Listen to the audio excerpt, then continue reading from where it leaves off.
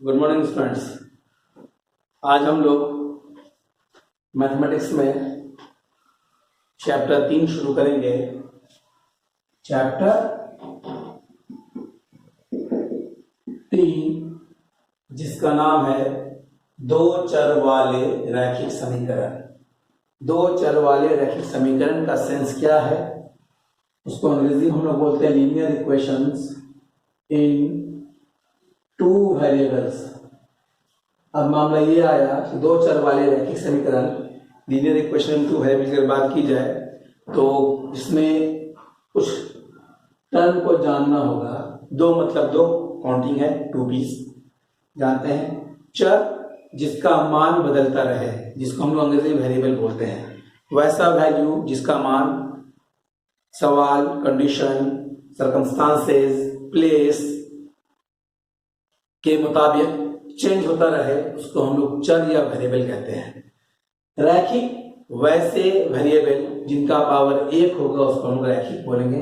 समीकरण मतलब इक्वेशन, यानी ऐसे इक्वेशन को इसमें हम लोग को पढ़ना है जिसमें दो टर्म अननोन होंगे और उन दोनों ही टर्म का पावर 1 होगा, उसको हम लोग बोलेंगे दो चर वाले रैखिक समीकरण।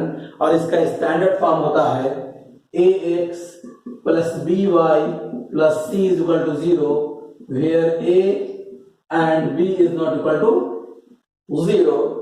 यानी कि वैसा समीकरण जो इस फॉर्म में होगा उसको हम लोग दो चर वाले रैखिक समीकरण कहेंगे। एकदम याद रखना है, जो x के साथ गुना है उसको a कहेंगे, जो y के साथ गुना है उसको b कहेंगे। यानी x का गुणांक और coefficient of x is known as a, y का गुणांक यानी coefficient of y is b। अकेला टर्म जो है वो c कहलाएगा। a और b दोनों का नॉन जीरो होना जरूरी है, इसको हम लोग बोलते हैं मानक रूप। It is the standard form of linear equation in two variable. इसी को हम लोग बोलते हैं linear equation in two variables के मानक रूप ax plus by plus c is equal to 0। चूंकि समीकरण में दो टर्म अननोन है, इसलिए इस समीकरण को बनाने के लिए हम लोगों को दो समीकरण देता है। इस तरह के सवाल को सॉल्व करने के लिए दो समीकरण देता है, इसलिए यहाँ पे इक्वेशन लिखा गया है और वेरिएबल लिखा गया है। तो अब मामला ये रहेगा कि जब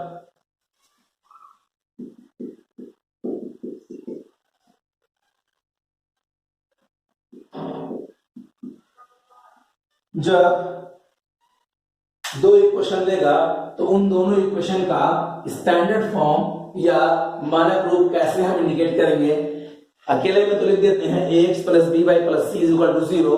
तो उसका तरीका यह है कि आप यहां पर आराम से लिखिए ax plus by plus c is equal to 0। फिर आप लिखिए ax plus by plus c is equal to 0। क्योंकि इसमें दो समीकरण पे काम करना होता है, इससे पहले समीकरण के जो कांस्टेंट मान है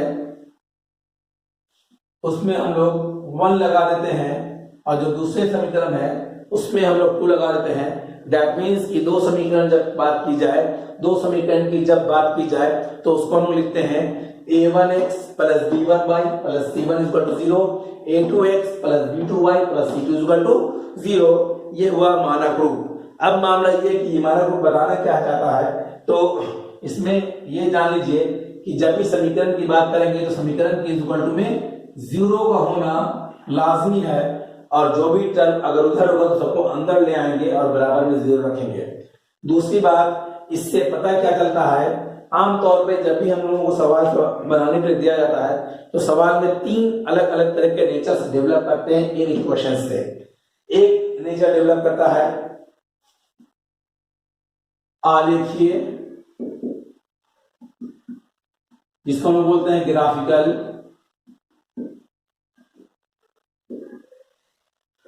दूसरा आता है हलों की संख्या, नंबर ऑफ सॉल्यूशन। और दूसरा आता है समीकरण की प्रकृति, नेचर ऑफ इक्वेशन। समीकरण की प्रकृति, नेचर ऑफ इक्वेशन। अब मामला यहां पर यह आया कि ज्यादातर क्वेश्चन ऑब्जेक्टिव में आते हैं और सब्जेक्टिव भी आता है, उसको बनाएंगे, लेकिन ऑब्जेक्टिव का मामला होता है कि हम लोग ऑब्जेक्टिव में कैसे इसको सॉल्व करें। तो अगर ग्राफिकल नेचर के बारे में अगर आपसे पूछा जाए कि दिए गए समीकरण से ग्राफ ड्रॉ करना है तो ग्राफ कैसा होगा, आमतौर पर ग्राफ जो होते हैं वो 3 तरह के खींचे जाते हैं इक्वेशन से। एक ग्राफ होता है प्रतिच्छेदी,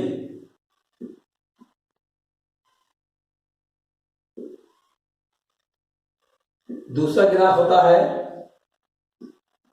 समांतर और तीसरा ग्राफ होता है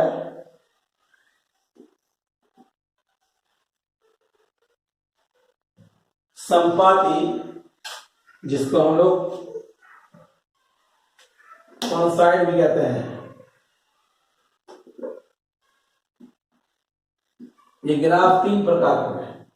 अब मामला ये है कि कोई समीकरण दिया जाए आपको और उस समीकरण को उससे पूछा जाए कि उस समीकरण के आधार पर ग्राफ कैसा होगा, तो बिना सॉल्व किए हम लोग उसको कैसे बताएंगे। तो उसका सबसे आसान तरीका ये है कि जो x और y की कोएफिशिएंट है उसका हम लोग आपस में अनुपात निकालेंगे, और अगर अनुपात निकालने पर 3 अलग अलग तरह के नेचर आते हैं। एक आता है a1/a2 is not equal to b1/b2, दूसरा आता है a1/a2 बराबर b1/b2 नहीं बराबर c1/c2, और तीसरा आता है a1/a2 बराबर b1/b2 बराबर c1/c2। मान लिया जाए इनका वैल्यू निकाला कुछ आया, फिर इनका वैल्यू निकाला कुछ आया, इनका वैल्यू निकाला कुछ आया। पहला दो बराबर नहीं है तो तीसरा नहीं देखना है। पहला दो बराबर नहीं है तो क्या कंडीशन होगी, पहला दो बराबर है कि तीसरा देखेंगे, तीसरा बराबर नहीं है तो क्या कंडीशन होगा, और तीनों आपस में बराबर है तो क्या कंडीशन होगा। तो इनसे 3 तरह के इंफॉर्मेशन मालूम होते हैं, आलेखीय, हरों की संख्या और समीकरण की प्रकृति। अगर पहला 2 रेशियो आपस में बराबर नहीं होगा तो आलेख कैसा होगा, प्रतिच्छेदी होगा, प्रतिच्छेदी।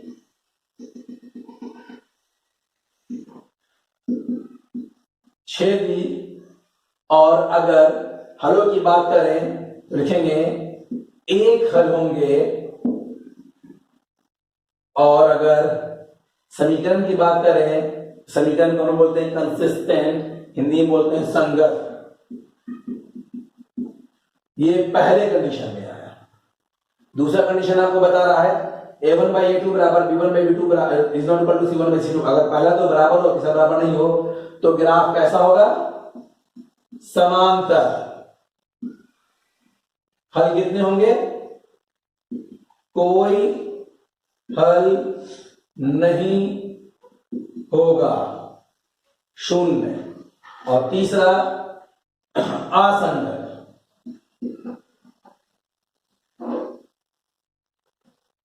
और अब बात आ गई तीसरे की, तीनों बराबर हो जाए।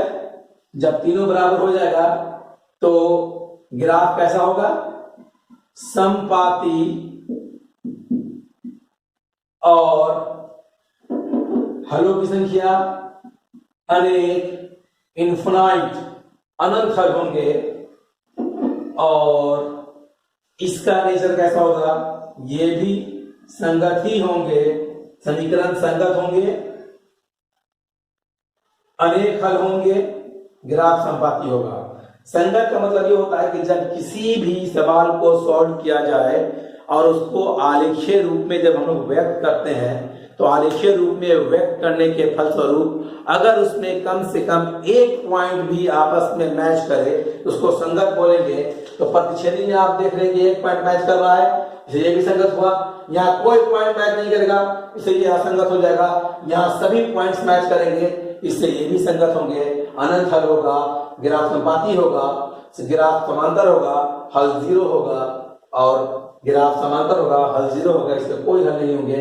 सेकंड कंडीशन के लिए याद रखना है। उसके बाद फर्स्ट कंडीशन तो आप समझ ही गए कि अगर पहला दो बराबर नहीं हो तो इसके अनेक हल, इसके एक हल होंगे, ग्राफ प्रतिच्छेदी होगा, और समीकरण का नेचर प्रतिच्छेदी होगा। लीनियर इक्वेशंस टू वेरिएबल रैखिक समीकरण को सॉल्व करने के लिए, दो चर वाले रैखिक समीकरण को सॉल्व करने के लिए हम लोगों को किताब में 4 मेथड दिया गया बनाने के सवाल को, क्वेश्चन को बनाने के लिए 4 मेथड दिया गया है। एक मेथड ग्राफिकल है, जो ग्राफ पर ही बनेगा, और ये एग्जामिनेशन पॉइंट ऑफ व्यू से बहुत इंपॉर्टेंट है, क्योंकि एग्जामिनेशन बोर्ड एग्जामिनेशन में एक क्वेश्चन मस्ट रहता है और 5 नंबर में आता है। अगर कोई बच्चे या बच्चियां स्टूडेंट्स इसको सीख जाते हैं तो उनका एग्जामिनेशन में 5 नंबर साइंस रखा हुआ है। उसको बनाते हैं हम लोग हिट एंड ट्रायल मेथड से, यानी एज्यूम करके, मान करके बनाना। तो इसको हम बोलते हैं आलेखीय विधि, आलेखीय विधि या ग्राफिकल मेथड, समझा इसको हिट एंड ट्रायल, अपने मन से कोई वैल्यू सोचा और बनाया। दूसरा कहलाता है प्रतिस्थापन विधि, सब्स्टिट्यूशन मेथड।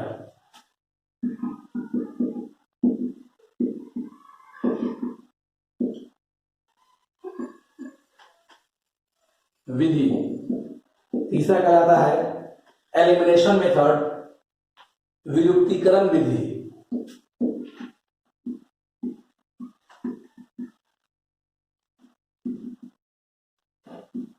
और चौथा कहलाता है क्रॉस मल्टीप्लिकेशन मेथड, ब्रैकेट गुणन विधि।